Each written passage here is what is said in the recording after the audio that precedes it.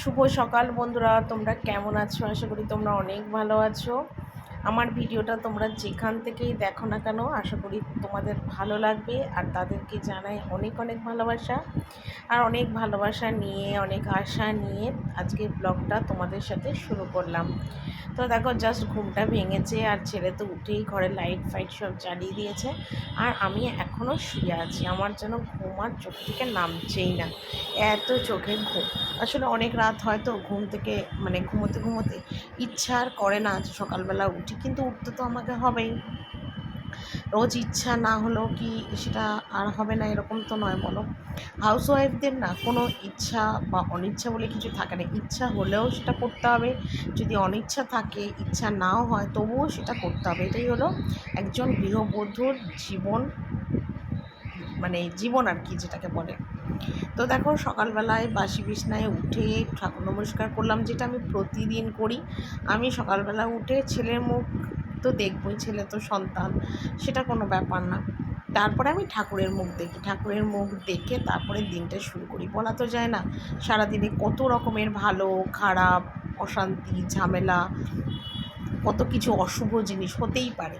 সেই জন্য আমি সবসময় সকালটা শুরু করি ঠাকুরের মুখ দেখে, যাতে আমার দিনটা ভালো যায়, কোনো বিপদ আপদ, কোনো কিছু দুঃসংবাদ না আসে। জানি যেটা কপালে থাকবে সেটা তো হবেই, যেটা হওয়ার সেটা হবেই। যদি কোনো খারাপ সংবাদ আসে সেটা হবেই, ভালো হবে তো সেটা হবেই। সেদিন ঠাকুর নমস্কার করলে, ঠাকুরের মুখ দেখলেও সেইটা ঘটবে, যেটা কপালে আছে সেটা ঘটবেই। যতই আমি ঠাকুরকে নমস্কার করি না কেন, তবুও আমরা যে বাঙালি বলো আর যে জাতের মানুষই বলো, সবাই কিন্তু ঠাকুরকে বিশ্বাস করে। আর এই বিশ্বাস নিয়েই কিন্তু আমি রোজ সকালবেলা ঠাকুরের নমস্কারটা করি, যাতে দিনটা আমার সারাদিন অনেক ভালো যায়। কেন, আমি তো একটা মানুষ, আমার অনেক চিন্তা আছে, মাকে নিয়ে আছে, ছেলেকে নিয়ে আছে, সংসারকে নিয়ে আছে। চাই আমি ভালো যায় যাতে সারাদিনটা, সেই কারণের জন্যই আরও ঠাকুরকে নমস্কার করে উঠি। আমার মতন হয়তো সবাই এরকম ঠাকুর নমস্কার করেই ওঠে। তো উঠলাম, উঠে দেখো বাসি বিছানাটা ঠিক করলাম, করে বাসি জামা কাপড় ছাড়লাম, দাঁত ব্রাশ করলাম, ফ্রেশ হলাম। দিয়ে দেখো আজকে ঠাকুর ঘরের ফুলটা তুলতে এসেছি। রোজ ছেলেই তোলে, আমি সত্যিই তুলি না, কিন্তু আজকেই কেন জানি না মন চাইলো যে ঠাকুর ঘরের ফুলটা আমিই তুলি। আর কি রোদ উঠেছে দেখো, কাঠ পাঠা রোদ্দুর, বাপ রে বাপ, এত গরম এত গরম, কি বলবো। তো ভাবলাম চলো ফুলটা আমি আজকে তুলি। আর ফোনটা কোথায় রেখেছি জানো? সাইকেলের ওপরে। কি বলবো আর তোমাদের, আমার ফোন রাখার জায়গা দেখলে তোমরা হাসবে। আমার এখনও পর্যন্ত একটা ফোন কেনার ফোনের স্ট্যান্ড কেনার পয়সা হলো না, অথচ আমি ব্লগ করি। কি হাস্যকর বলো তো। এরকম কেউ আছো যারা ব্লগ করে আর ফোনের স্ট্যান্ড নেই তাদের? আমার তো আমিই মনে হয় ইতিহাসে বিরল যে আমি ব্লগ করি কিন্তু আমার একটা ফোনের স্ট্যান্ড নেই, রিং লাইট নেই। আমি এইসব ছাড়াই ব্লগ করে এত দূর এগিয়েছি। সত্যি কথাটা শুনলে সবাই অবাকই হবে। যারা প্রথম ব্লগ শুরু করে তারাই হয়তো একটা রিং লাইট কিনে নেয়, একটা ফোনের স্ট্যান্ড কিনে দেয়, কিন্তু আমি সত্যিই অন্য ধরনের বলো বা পরিস্থিতি বলো, পয়সা নেই বলো, যে আমি এখনও পর্যন্ত একটা ফোনের স্ট্যান্ড কিনে দিতে পারিনি। এখানে ওখানে ফোন দেখে ভিডিও করি, আর ভিডিও করে করে এতটা দূর চলে এলাম বলো। আর হ্যাঁ, তোমরা তো আমার পাশে আছো, সাথে আছো 100 বার। তো দেখো ঠাকুরের ফুল তুললাম, এবার তোমাদের দাদাভাই বলছে কি ঠাকুরের ঘরে ফুলগুলো রেখে আসো। তো ফুল যখন আমি তুলেছি, ফুল তো আমিই রাখবো। এদিকে দেখো তালা খুলছি, কেটে তালা দেওয়া থাকে, কারণ সারাদিন তো এই দিকটায় ফাঁকা থাকে, যদি কেউ ঢুকে যায় ঠাকুর ঘরে। কারণ ঠাকুর ঘরে আমাদের বাসন কোসন অনেক কিছু থাকে, ঠাকুরের গায়ে সোনার গয়না আছে, তো সেই কারণের জন্যে তালা মারা থাকে। তো ফুলটা রাখলাম, তো ভাবলাম চলো সকালবেলা তোমাদের একটু মায়ের মুখখানা, মায়ের দর্শনও করিয়ে দিই, তোমাদেরও ভালো লাগবে সকালটা মায়ের দর্শন দিয়ে ভিডিওটা দেখতে। তো ওইদিকে দেখো মায়ের দর্শন করে ঘরে এলাম, আর এসেই আগে টেবিলটা মুছে নিচ্ছি। রোজ সকালে উঠেই টেবিল মুছি, কারণ চা করবো। যদিও আমার ইন্ডাকশনটা গেছে খারাপ হয়ে, কি বলবো, ইন্ডাকশন কিন্তু তোমাদের দাদাভাই দোকানে দিয়ে এসছে ঠিক করতে। এখন বলেছি 2-3 দিন লাগবে ইন্ডাকশনটা ঠিক করতে। ইন্ডাকশন ঠিক করতে লাগবে 800 টাকা। ইন্ডাকশনের ওপরে যে স্টিকারগুলো হয় না, নাম্বারিং করা যেগুলো থাকে আর কি, কোনটায় কী রান্না করতে হয়, সেইটা পুরো খারাপ হয়ে গেছে, শর্ট হয়ে গেছে আর কি, কারেন্ট শর্ট হয়ে গেছিলো। তো পুরোটাই পাল্টে দেবে, 800 টাকা নেবে বলেছে। 2 দিন পর ফোন করে জানাবো, ঠিক হয়ে গেলে অবশ্যই ফোন করে জানিয়ে দেবে। তখন তোমাদের দাদাভাই আনবে। আমার আগে কী হতো, ইন্ডাকশনে হলে আমার চাটা ইন্ডাকশনে, ভাত ডাল এগুলো সমস্ত ইন্ডাকশনে করতাম, গ্যাসটাও না একটু কম খরচ হতো। না কী করবো, ইন্ডাকশনটা খারাপ হয়ে গেছে, কিচ্ছু করার নেই, গ্যাসটাও 2-3 দিন আগেই লাগিয়েছি। তো টেবিল মুছলাম, মুছে দেখো এখানে কিন্তু আমার চা করে চা খাওয়া কিন্তু কমপ্লিট হয়ে গেছে। করেই এখন বাসি বাসন মাজছি। আর দুদিন ধরে না রাত্রিবেলা করে বাসন মাজছি না, মানে শরীরটা এত খারাপ লাগছে, এত খারাপ, কোনো কারণ নেই। হঠাৎ মানে দুপুরবেলা ভাত টাত খেলাম, রাত্রে মানে রাত্রেও ঠিক না, সন্ধ্যে থেকে না পেটের ব্যথা করছে, এত পেট ব্যথা করছে মনে হয় গ্যাসের জন্য, আর ভীষণ ডেকে উঠছে। তারপরে ওমেজ খেয়েছি, তারপর তোমার কী বলে ওটাকে ডাইজিন খেয়েছি, কিছুতেই না গ্যাসের ব্যথাটা কমছে না। সে বুকটা চাপ ধরে রয়েছে, পেট ব্যথা করছে, মানে খালি জল খাচ্ছি খালি জল খাচ্ছি, কিন্তু পেটের ব্যথা একদম হচ্ছে, মানে শরীরটা এত খারাপ হয়েছে কাল রাত্রে যে কালকে রাত্রিবেলা কোনো বাসন মাজিনি। কিন্তু হ্যাঁ, রাতের রান্নাটা কিন্তু আমাকে করতে হয়েছে। রুটি করেছিলাম, আর্চনাটা বেশ কী করেছিলাম আমার ঠিক মনে নেই। তো শরীর খারাপ হলে দেখবে কোনো কিছুই কিন্তু করতে ভালো লাগে না, কোনো কিছু কাজে এনার্জি পাওয়া যায় না, শুয়ে শুয়ে থাকতে, বসে বসে থাকতেই কিন্তু ভালো লাগে। তা আমি এখন কি করব বলো, আমার তো কিছু করার নেই, আমার তো কাজগুলো করতে হবে। আর আমি যদি একবার বলি যে আমার শরীরটা খারাপ, বাড়িতে যেন বিশ্বযুদ্ধ লেগে যাবে, মানে সত্যি কথা। আমি যদি বলি যে আমার শরীরটা ভালো না, যে আমি রুটি করবো না, বা যে আমার শরীর খারাপ রান্না করতে পারবো না, তাহলে আমার বাড়িতে বিশ্বযুদ্ধ লাগবে, মানে বিশ্বযুদ্ধ দেশে হয়, পুরো বিশ্বে হয়, আমার বাড়িতেই বিশ্বযুদ্ধ লেগে যাবে, মানে এরকম অবস্থা আর কি। কী আর বলবো, একই সময় রাগে দুঃখে আর নিজের শরীর খারাপ হওয়ার কথাটাও না কাউকে বলি না। একই সময় ভাবে কি, যদি বেশি শরীর খারাপ হয় তখন তো আপনি হতেই শরীর আমার শুয়ে পড়বে, তখন দেখে যদি বিশ্বাস করে যে না মানুষটা সত্যি অসুস্থ হয়েছে, একে দিয়ে আর কাজ করানো যাবে না। তো এদিকে দেখো তোমাদের দাদাভাই মুদিখানা থেকে অনেক কিছু জিনিস নিয়ে এলো।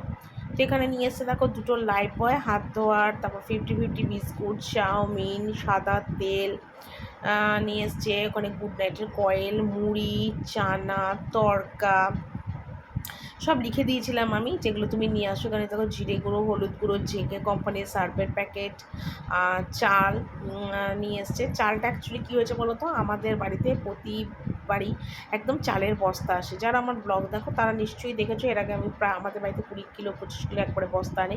এবার যে চালটা খাই সেই চালটা এখন পাচ্ছে না তোমাদের দাদাভাই, তাই এখন খুচরো কিছুটা নিয়ে এলো। তো একবারে রান্নাবান্না কেটে একবারে গুছিয়ে নিলাম, ঠিক আছে। তো আজকে তোমাদের দাদাভাই মাছ আনেনি, এমনি প্লেন রান্না হবে, ঠিক আছে।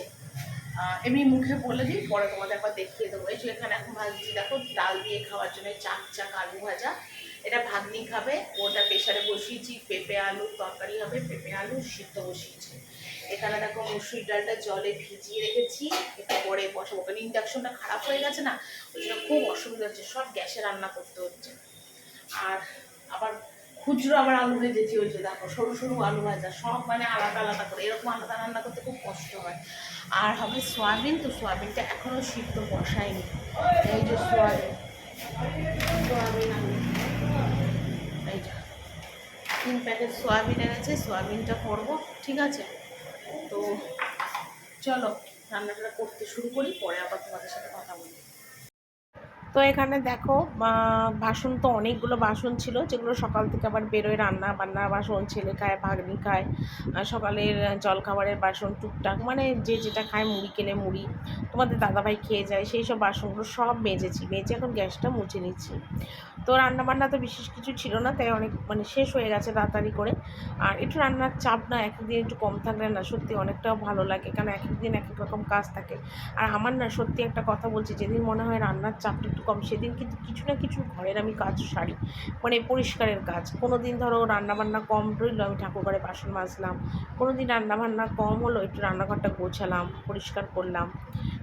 তারপরে এরকম হয়েছে বাথরুম টয়লেটও পরিষ্কার করেছি, মানে যেদিন যেরকম থাকে আর কি, রান্নাবান্নার চাপটা কম থাকলে। তো সেই কাজগুলো না আমি সবসময় করে নিই, আমি কাজ কোনো দিন ফেলে রাখি না। আমি মনে করি কী বলতো, কাজ করতে পারছি করে নিই, হুট করে কোনো শরীর খারাপ হলো, কোনো কিছু সমস্যা হলো, দেখা গেলো সেই কাজটা আমি করতেই পারবো না, পড়ে থাকবে, তো তার থেকে একটা কাজ করি, কাজকর্মগুলো একটু সেরে নিই। তো সেই কারণের জন্যেই কিন্তু আমি সবসময় না কাজকর্মগুলো সেরে নেওয়ার চেষ্টা করি। তো আজকেও দেখো একদম কাজকর্মগুলো মানে সেরে নেওয়ার চেষ্টা করছি, আজকে তাড়াতাড়ি রান্নাবান্না শেষ হয়েছে। তো দেখা যাক, শরীর খারাপ বলে কিছু নেই, শরীর খারাপ কোনো দিন বলা যায় না, শ্বশুরবাড়িতে কেউ বিশ্বাস করে না, আমি অন্তত এটাই মনে করি। শ্বশুরবাড়িতে কিন্তু কোনো কাজকর্ম কেউ বললে সেটা সত্যিই বিশ্বাস কেউ করে না। আর এদিকে দেখো গ্যাস মুছলাম, আর গ্যাস মুছে আবার গ্যাসের ন্যাকড়াটা একটু সার্ফ দিয়ে ধুয়ে রাখলাম, কেন গ্যাস মুছলে গ্যাসটা একটু তেল কাষ্ট হয়ে যায়, তার থেকে একটু ন্যাকড়াটা ধুয়ে রাখলে ভালো হয় আর কি। তো এখানে দেখো ভাত করেছি, ভাতের মধ্যে আলু ভাজা রাখা রয়েছে কটা, এখানে শুধু আলু ভেজেছি প্লেন, এখানে দেখো সয়াবিন করেছি একদম মাংসের মতন রসুন টসুন দিয়ে। আর এখানে আছে পেঁপে আলুর তরকারি, আর এটা কালকের কুমড়ো ভাজার পটল আলু, ঠিক আছে। আর এই হলো ডাল। এই হলো আজকের আমার রান্না।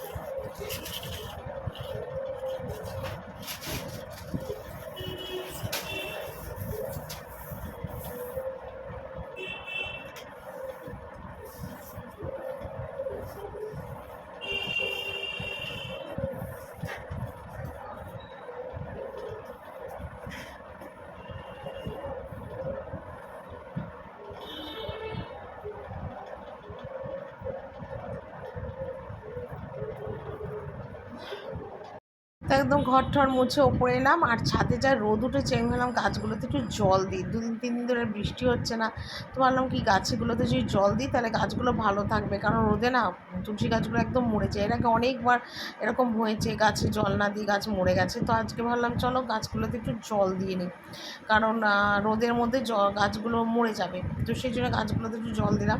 বিকেলবেলার দিকে না আর ছাদে আসতে ইচ্ছা করে না, টাইমও হয় না, অনেকটা বেলাও হয়ে যায় খেয়ে উঠতে উঠতে। তো সেই জন্য এখনই দিলাম। আর ওদিকে ছেলে চলে গেছে স্নানে, তো ছেলে স্নানে যেতে যেতে আমি ভাবলাম গাছগুলোতে একটু জল দিয়ে নিই এই ফাঁকে। তো ছেলে চানে গেছে, ছেলে বেরোলে তারপর আমি আবার যাবো বাথরুমে স্নান করতে, কারণ আমি ছাদে খুব একটা না স্নান করি না। ছাদে কল আছে, জামা কাপড় কাচার পক্ষে ভালো, কিন্তু স্নান টান ঠিক হয় না। তবে শীতকালে একটু করি, রোদের মধ্যে বসে চান, কিন্তু গরমকালে তো একদমই আমি করি না, কারণ এই গরমের মধ্যে ছাদে চান করলে একদম সর্দিকর্মী হয়ে আমার জ্বর চলে আসবে। তো দেখো চান টান করে চলে এলাম, চান করে এসেই নাইটিটা পরলাম। এই নাইটিটা না খুব আরাম গো, এত পাতলা নাইটিটা, পরে খুব আরাম পাই। তার জন্য না বেশিরভাগই চান করে উঠে এই নাইটিটা পরি। তবে একদিন ধরো কাঁচা টাচা থাকে না, তখন আর পরতে পারি না। তো আজকে যেহেতু কাঁচা ছিল সেই জন্য পরে নিলাম নাইটিটা।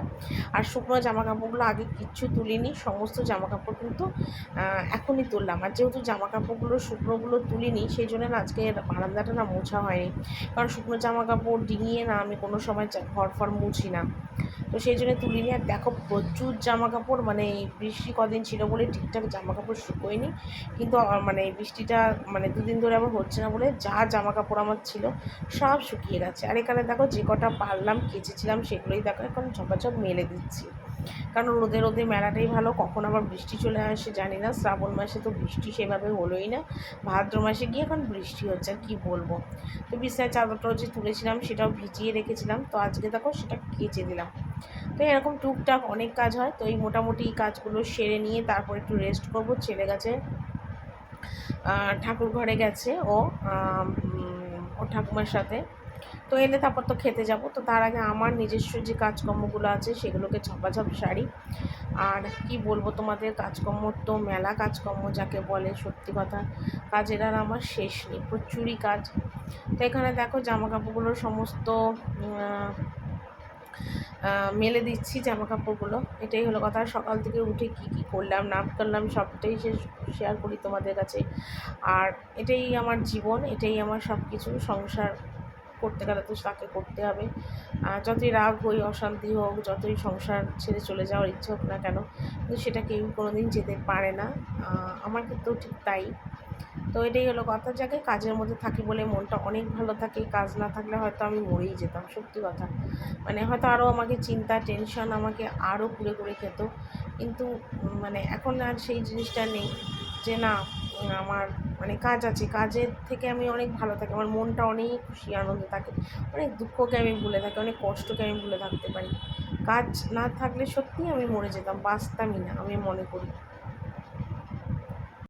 তো এখানে দেখো সমস্তগুলো নিয়ে এবার দেখো চুল টুলগুলো একটু আঁচড়াবো, সিঁদুর পরবো, যেটা আমি আর কি করি আর কি প্রতিদিনই। তো সব দিন তো তোমাদের কাছে সবটাই শেয়ার করা হয় না, আজকে আবার দেখো সেটাই শেয়ার করছি। আর মাথাটা আজকে চুলটা পুরো ভিজিয়েছি, এত গরম লাগছিলো এত গরম লাগছিলো। তো একবার ভেবেছিলাম মাথায় তেল দেবো, কিন্তু মাথায় তেল দিইনি, কারণ একটু শ্যাম্পু করার ইচ্ছা আছে কালকে। তো দেখা যাক কী হয়। আমার তো কোনো ঠিক নেই, যখন যেটা সুযোগ পাই তখন সেই কাজটাই আর কি করি। চুল আঁচড়ানোর সময় মাকে অনেক মিস করি, কেন যখন মা আমার কাছে মানে এসেছিল তখন না মা চিরুনি নিয়ে বসে থাকতো, মেয়ে কখন স্নান করে আসবে চুলটা আঁচড়ে দেবে। মানে এই সময়টাও খুব মনটা খারাপ লাগে মার জন্যে। কী করব বলো, মানে মেয়ে সন্তান তো বিয়ে দিতেই হবে, আর আমিও মার থেকে অনেক দূরে, কষ্ট হয় সেই জায়গাগুলো। আমি বুঝতে দিই না মাকে, আমি যদি সেটা কষ্টটা বোঝাই তাহলে মার অনেক কষ্ট হবে। একটা সময় না মনে হয় কি মাকে ছেড়ে থাকতে অনেক কষ্ট হয়, মনে হয় মার কাছে ছুটে চলে যাই, আর থাকবো না এখানে, এরকম মনে হয়। তারপর ছেলের কথা চিন্তা করে সব কিছু আবার আগের মতো করে নেওয়ার চেষ্টা করি। এটাই হলো কথা। তো সত্যি কথা, এক একটা সময় আসে মার কথা অনেক কষ্ট হয়, ভালো লাগে না, খুব মনটা দুঃখ লাগে। কিন্তু কি করব বলো, কিছু করার নেই। যতটা পারি নিজের মতন থাকার চেষ্টা করি, ভালো থাকার চেষ্টা করি। কারণ কোনো ব্যাপারেও থাকি না, কোনো কিছুতেই থাকি না, নিজের মতন নিজে সবসময় থাকার আর কি চেষ্টা করি। তো চলো বাকি কাজগুলো আবার করি। তো আমি একেবারে চান ঠান করে কিন্তু চলে এসেছি তো অনেকক্ষণ, তারপর ভাত খেলাম, ছেলেও চলে এলো ঠাকুরঘর থেকে, তারপর আমিও ভাত খেয়ে এসে আমার জামা কাপড়গুলো ভাঁজ করতে বসেছি, কারণ আজকে বিছানার চাদরটা যেহেতু চেঞ্জ করিনি তাই বিছানায় রেখে কোনো জামা কাপড় ভাঁজ করলাম না। চেয়ারে তো ঠাসা জামা কাপড়, আর এগুলো তারও আগে, সেগুলোকেই আগে ভাঁজ করছি। আর বাবুকে করে দিয়েছিলাম আজকে রুটি আর সোয়াবিন, সোয়াবিন তো ছিল, আর রুটিটা করে দিলাম শুধু গরম গরম, তো ও রুটি আর সোয়াবিন খাচ্ছে। আর আমি ভাবলাম চলো জামা কাপড়গুলো একটু ভাঁজ করা যাক। তাও ঘড়িতে এখন বোধহয় 4:30 পৌনে 5টার মতন বাজে। তো সেই সকাল থেকে শুরু হয়েছে, আর এই এখনও পর্যন্ত এই কাজকর্মগুলো সব একটার পর একটা করেই চলেছি। জাস্ট শরীরটা না ভীষণ ক্লান্ত লাগে, তো একটা সময় কাজ করতে ইচ্ছা করে না। কিন্তু কী করবো বলো, কাজ তো করতে হবে। আর বললাম না, কাজ যদি না থাকতো না আমি মরেই যেতাম। মানে এটাই হয়তো আমার মানে বেঁচে থাকার মানে একটা উপায় যাকে বলতে পারো। না তো কাজ না থাকলে না সত্যি মন মেজাজ আরও খারাপ হয়ে যায়, ভালো লাগে না, কী যেন মিসিং লাগে। তোমাদের সাথে ভিডিও না করতে পারলেও আমার ঠিক ভালো লাগে না, সব মিলিয়ে মিশিয়ে না মনটা ভীষণ খারাপ লাগে গো। তো সত্যি কথাই বলছি যে মানে কাজটা ছিল বলেই আমি মনে হয় ভালো আছি, কাজ না থাকলে অনেক কিছু হয়তো আমাকে গ্রাস করতো। তো এখন দেখো জামা কাপড়গুলো সমস্ত ভাঁজ করছি, সকাল থেকে বিকেল অবধি যা যা করলাম সবটাই তোমাদের কাছে শেয়ার করলাম।